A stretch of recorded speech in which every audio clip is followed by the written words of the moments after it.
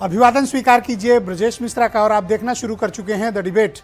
बहनों भाइयों, उत्तर प्रदेश में चुनाव अब जैसे जैसे नज़दीक आ रहा है, जातियों को और धार्मिक आधार पर गोलबंदी शुरू हो गई है। बीजेपी अपने धुर विरोधी कम्युनिटी मुसलमानों को मनाने की कोशिश कर रही है, तो समाजवादी पार्टी आजकल ठाकुरों क्षत्रियों पर मेहरबान है। अब इनको मनाने के सम्मेलन करने जा रही है। क्यों होती है उत्तर प्रदेश में इस तरह की राजनीति? क्या मुद्दों का अभाव है या उत्तर प्रदेश की राजनीति की यही सच्चाई है? आज की परिचर्चा हम इसी विषय पर करेंगे। बहनों भाइयों, उत्तर प्रदेश के राजनीतिक दल अपने अपने तिकड़म में, अपने अपने राजनीतिक पैतरे में लग चुके हैं। ये दल किसी किस्म की कोई भी चूक करना नहीं चाहते हैं। कारण डू और डाई, करो या मरो का ये चुनाव है। आगामी 2024 का लोकसभा चुनाव उत्तर प्रदेश में बीजेपी के लिए दिल्ली की गद्दी को मजबूत करने का स्थान है, तो समाजवादी पार्टी और उसके अलाइज के लिए उत्तर प्रदेश में जीवित रहना और ताकत के साथ बीजेपी का मुकाबला करने के लिए है। ये कोई सामान्य चुनाव नहीं होंगे इस बार बहनों भाइयों, असाधारण चुनाव होंगे। और ये चुनाव कई राजनीतिक दलों और नेताओं की किस्मत तय करेगा। कौन आगे जाएगा और किसकी राजनीति हमेशा के लिए खत्म होगी। कौन ऊपर कौन मिट्टी में मिलने वाला है, जनता मिलाती है। क्या होगा, क्या तय किया गया? इन दिनों दो चीजें बड़ी चर्चा में हैं। भारतीय जनता पार्टी मुसलमानों को मनाने के लिए एक तो पसमानदा सम्मेलन खूब करवा रही है। मुसलमानों के बीच उनके नेता जा रहे हैं, मिल रहे हैं, बात कर रहे हैं। लेकिन बीजेपी की जो पारंपरिक छवि मुसलमानों के बीच में है, बीजेपी नेता उससे निजात नहीं पा रहे हैं। बड़ा परेशान है। जा तो रहे हैं लेकिन रिस्पांस मुसलमानों का मिल नहीं रहा। तो अब क्या किया जाए? तो अब ऐसा किया जाए कि जो मुसलमानों के सूफी हैं उनको इकट्ठा किया जाए और एक सूफी सम्मेलन बीजेपी अब कराएगी, इलाकों में कराएगी, ताकि जाकर कम्युनिटी के मानिंद लोग सूफी जाकर कम्युनिटी में संदेश दें कि ये सरकार उनके लिए भी है और उनके लिए फिक्रमंद है और बीजेपी उनसे मोहब्बत करती है। मुसलमान मोहब्बत और मोदी, क्या ये संभव है? हो भी सकता है, राजनीति है, कुछ भी हो सकता है।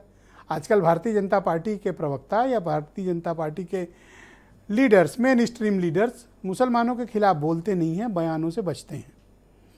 लेकिन यूसीसी के बाद माहौल गर्म हो गया। लेकिन इन दिनों आप देखिए तो यूसीसी पर चर्चा अचानक से बंद हो गई है। आपके जहन में ये बात आई क्यों नहीं कि जितनी तेजी से यूनिफॉर्म सिविल कोड आया था, उसकी चर्चा आई थी, उतनी ही तेजी से ये मुद्दा गायब हो गया। कहाँ गायब हो गया? मीडिया में चर्चा बंद हो गई। तो आपको सोचना चाहिए कि क्या मुद्दा क्यों हुआ। ये मुद्दा दरअसल चला नहीं, ज़्यादा नहीं चला। अब देखना है कि मानसून सीजन में गवर्नमेंट इसका कोई ड्राफ्ट लाएगी, कोई मसौदा प्रस्तुत करेगी, क्या करेगी। लेकिन फिलहाल ऐसा प्रतीत होता है कि ये मुद्दा ठंडे बस्ते में है। कौन सा? यूसीसी। अब मुसलमानों का सूफी सम्मेलन होगा, पसमानदाओं को अलग से पटाने की तैयारी। तो अब अपोजिशन क्या कर रहा है? अपोजिशन में समाजवादी पार्टी उत्तर प्रदेश में विपक्ष है। समाजवादी पार्टी और क्षत्रियों के रिश्ते 36 के हैं और पिछले चुनाव में ये रहा भी, दिखा भी।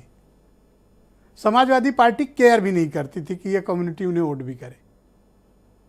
लिहाजा एक दूरी जो है वो एक वर्टिकल डिवीजन में चली गई थी। वर्टिकल डिवीजन का तात्पर्य यह है कि जैसे मुसलमान और भाजपा में रिश्ते हैं, वैसे ही क्षत्रिय और सपा के रिश्ते हो गए थे। मतलब दोनों एक दूसरे को सुहा नहीं रहे थे। तो अब समाजवादी पार्टी 23 जुलाई से ठाकुरों को मनाने की ठान ली है।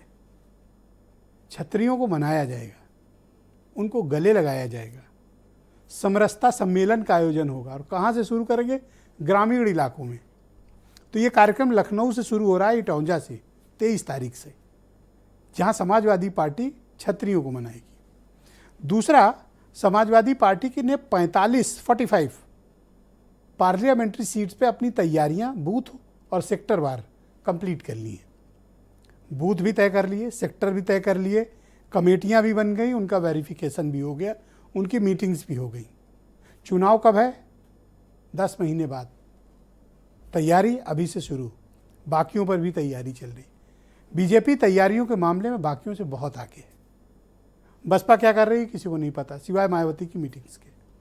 कांग्रेस फिलहाल अभी ये तय नहीं कर पा रही कि उसे करना क्या है। यूपी में साथ जाना है, गठबंधन में जाना है, अकेले लड़ना है, नहीं लड़ना है, किसकी लीडरशिप में लड़ना है, यूपी में क्या होगा, अभी असमंजस का दौर है। बाकी पॉलिटिकल पार्टियां भी यूपी में अपनी तैयारियां कर रही हैं, लेकिन मुख्य बड़ा और एक बड़े हिस्से का मुकाबला बीजेपी के नेतृत्व वाले गठबंधन और समाजवादी पार्टी के नेतृत्व वाले गठबंधन के बीच है। आप कुछ स्टेटमेंट सुन लें, फिर आज की परिचर्चा को मैं आगे बढ़ाऊंगा। लगातार भारतीय जनता पार्टी का कारभार बढ़ता जा रहा है और अल्पसंख्यकों का विश्वास भारतीय जनता पार्टी के बढ़ रहा है। भारतीय जनता पार्टी में लगातार जो अल्पसंख्यक समाज के कार्यकर्ता हैं, पदाधिकारी हैं और अल्पसंख्यक समाज के जो प्रमुख लोग हैं, उनके वो लगातार पार्टी के लिए काम करना चाहते हैं। मोदी जी की तारीफ भी करते हैं, योगी जी की तारीफ करते हैं। ना सिर्फ मुसलमान, मुझे लगता है पूरे प्रदेश और देश की जनता आज भारतीय जनता पार्टी के खिलाफ है, क्योंकि जिस प्रकार से भारतीय जनता पार्टी ने देश को बांटने का काम किया है, देश को तोड़ने का काम किया, वो किसी से छुपा नहीं है। और अगर मुसलमानों की बात भारतीय जनता पार्टी करती है तो उनको ये भी बताना चाहिए कि आने वाले लोकसभा चुनाव में उत्तर प्रदेश में कितने मुसलमानों को वो टिकट देंगे। चुनाव के समय भारतीय जनता पार्टी पसमानदा समाज की बात कर रही है। पसमानदा यानी वंचित, और जो पूरे देश के वंचित लोग हैं उनको तो सिर्फ 5 किलो राशन पर लाकर छोड़ दिया है, जिनसे कहा था कि हम 2 करोड़ नौकरियां देंगे, किसान की आय दुगनी हो जाएगी। यही तो है पसमानदा।